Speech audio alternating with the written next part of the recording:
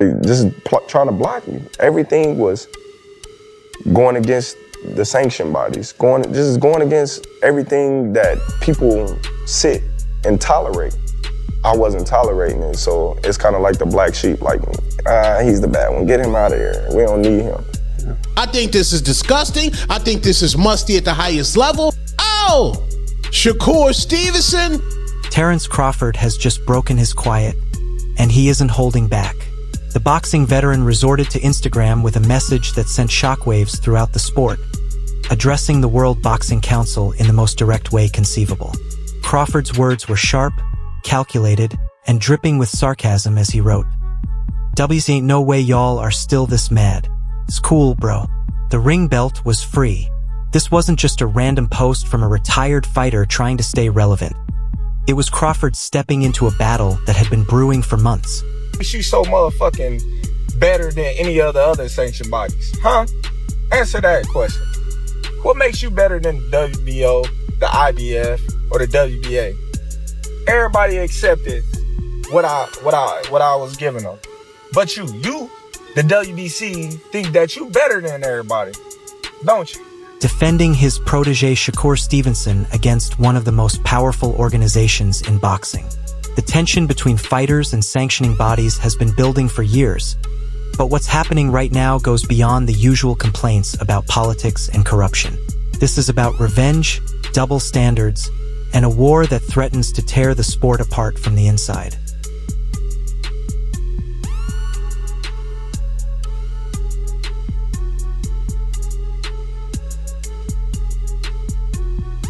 The 28-year-old from Newark, New Jersey, was stepping into the ring against Teofimo Lopez, a fighter who had built his reputation on power, speed, and an unshakable confidence that bordered on arrogance. Lopez was the WBO junior welterweight champion, and most analysts gave him the edge going into the fight. Stevenson was technically brilliant, sure, but there were doubts about whether he had the knockout power to compete with the elite at 140 pounds.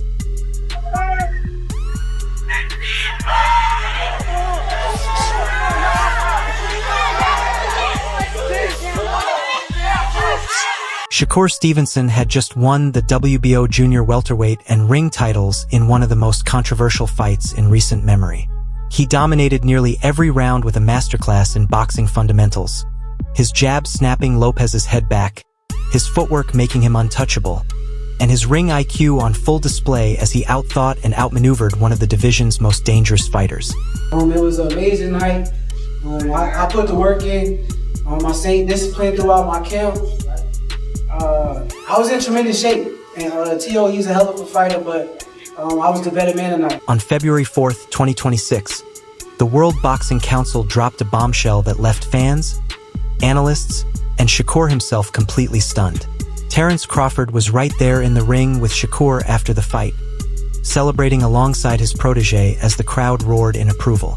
Shakur Stevenson has been stripped of his WBC 135-pound belt, fresh off his absolute destruction and masterclass in ending Teofimo Lopez's career last Saturday night in Madison Square Garden with a beautiful display of boxing. According to WBC rules and regulations, a champion cannot hold belts simultaneously with other governing bodies in separate weight classes, especially in divisions where they do not hold WBC titles.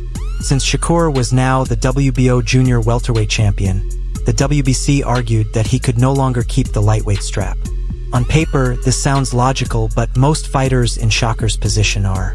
WBC has stripped him now of his 135-pound title because he won the WBO title at 140.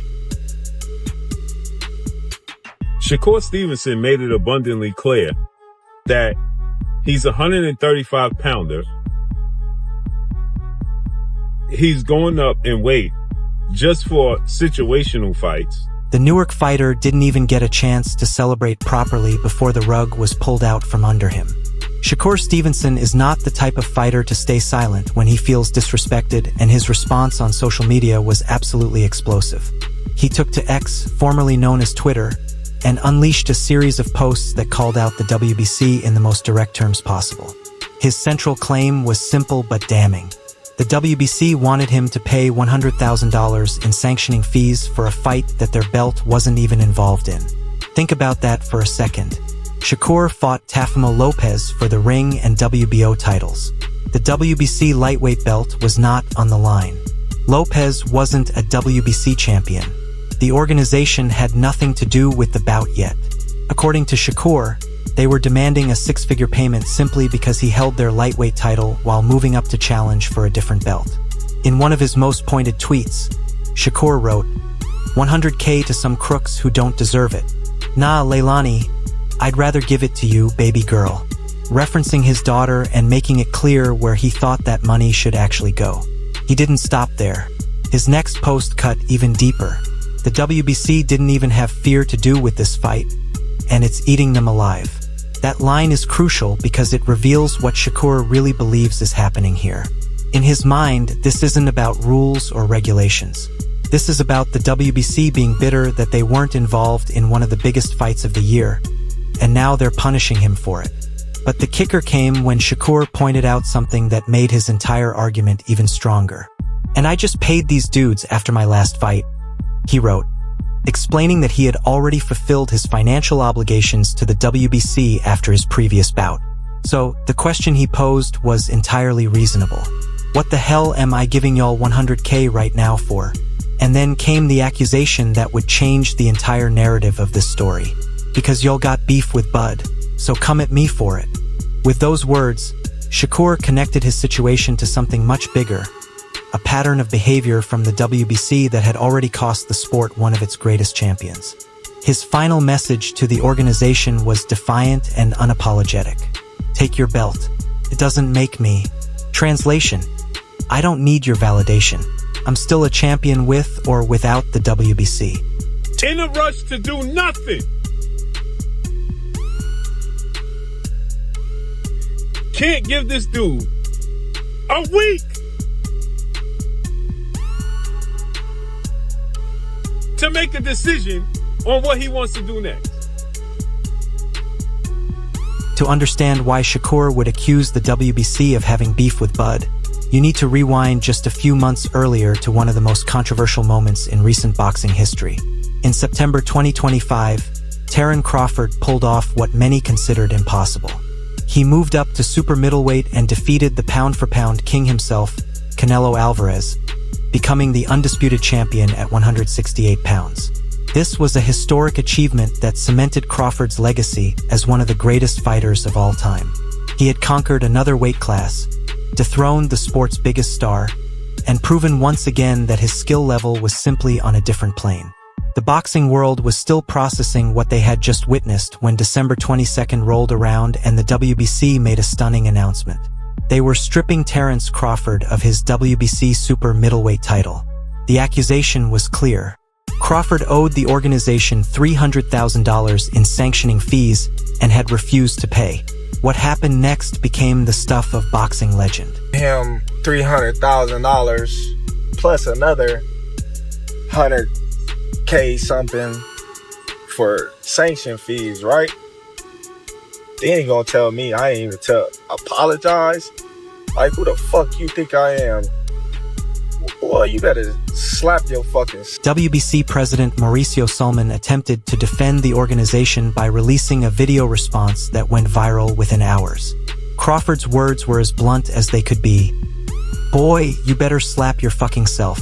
I'm not paying your asses," he said directly to the camera, his frustration and anger on full display. "Who are you talking about? Pay you $300,000.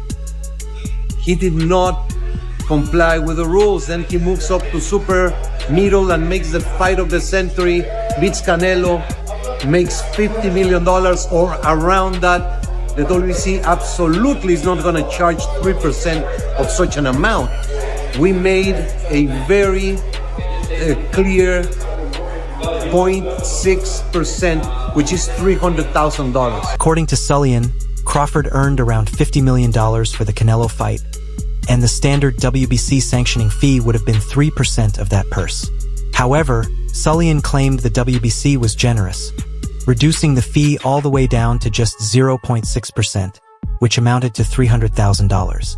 He also claimed that $225,000 of that total would have gone directly to the Boxers Fund, a charitable organization founded by his late father, Jose Suleman, that assists fighters in need.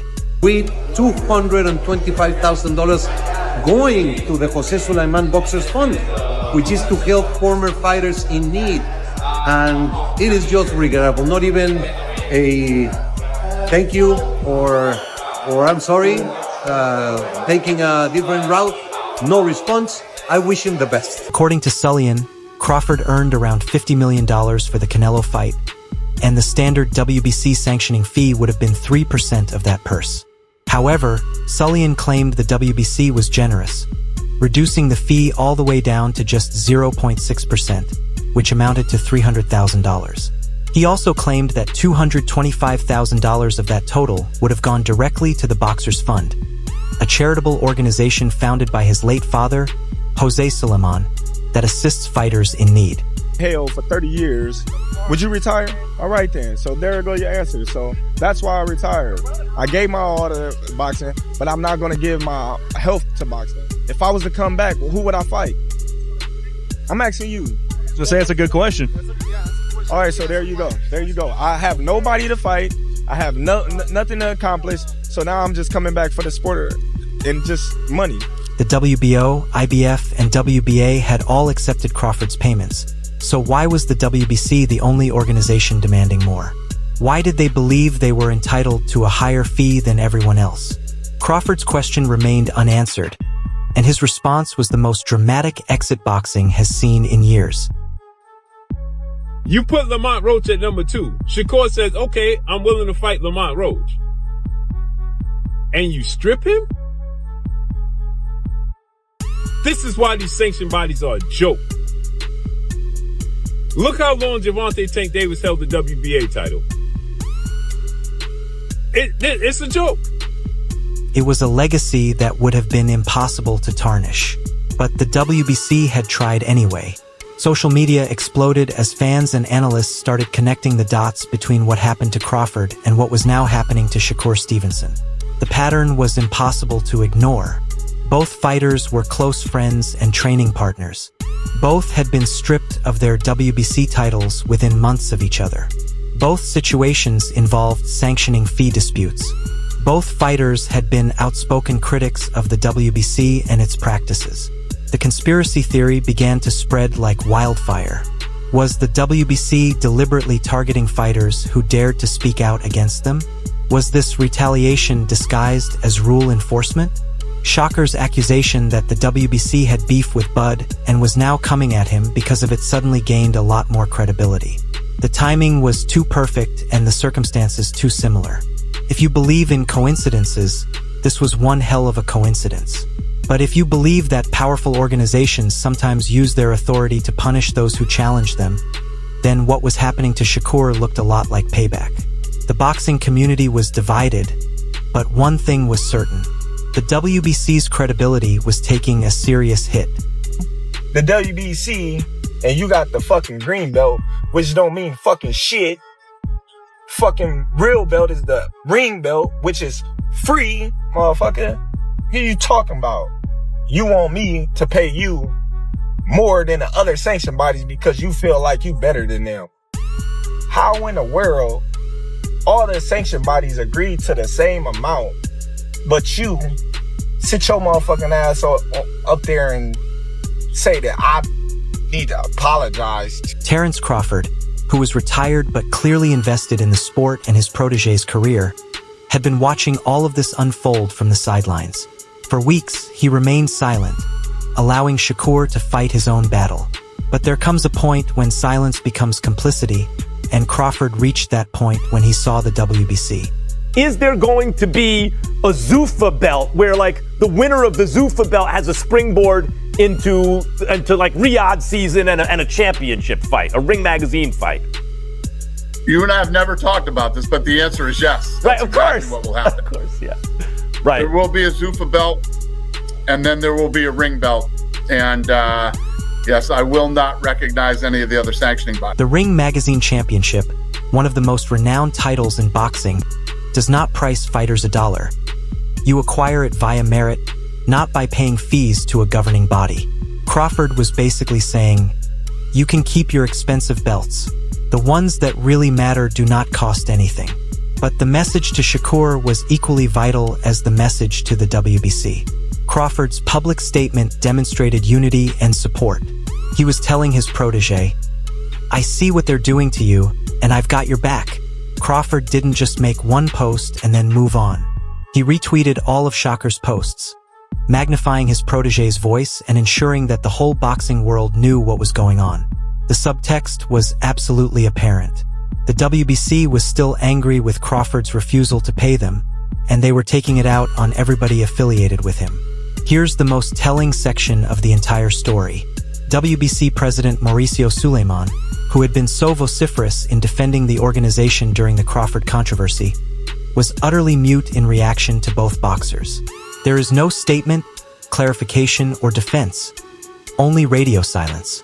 While the drama between Crawford Stevenson and the WBC played out, an even bigger threat loomed on the horizon. Mauricio Suleman was now fighting a war on several fronts.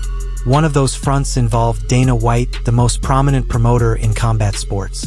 The UFC president had lately established Zufa Boxing, a new promotional firm with a bold and controversial promise. There are no sanctioning fees. Like they claim, there's no sanction fees in Zufa. Of course there are no sanction fees because they take all the money. It's ridiculous. It's something that is very elemental. If you compare one to the other, it's not apples to apples.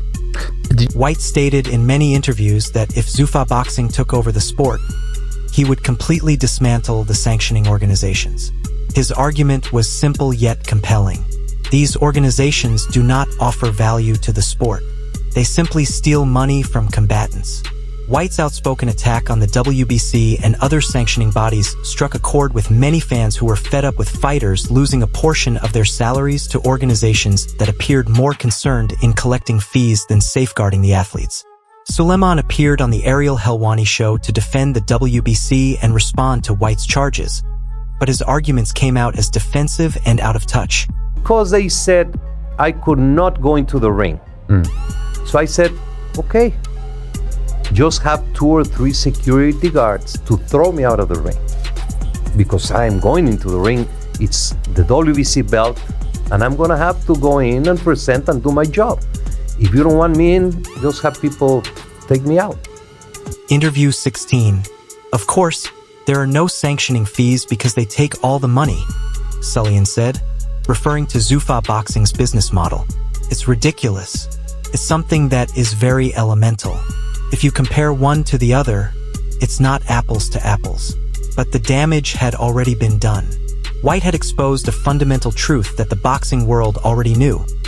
Sanctioning fees are a burden on fighters, and the organizations that collect them don't always provide value in return.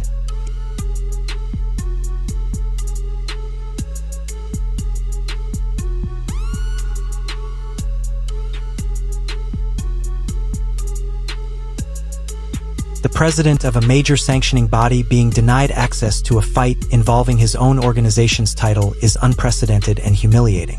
Suleman's emotional response revealed just how much the slight stung him. There's no need to be so arrogant and so aggressive, he said, his frustration evident.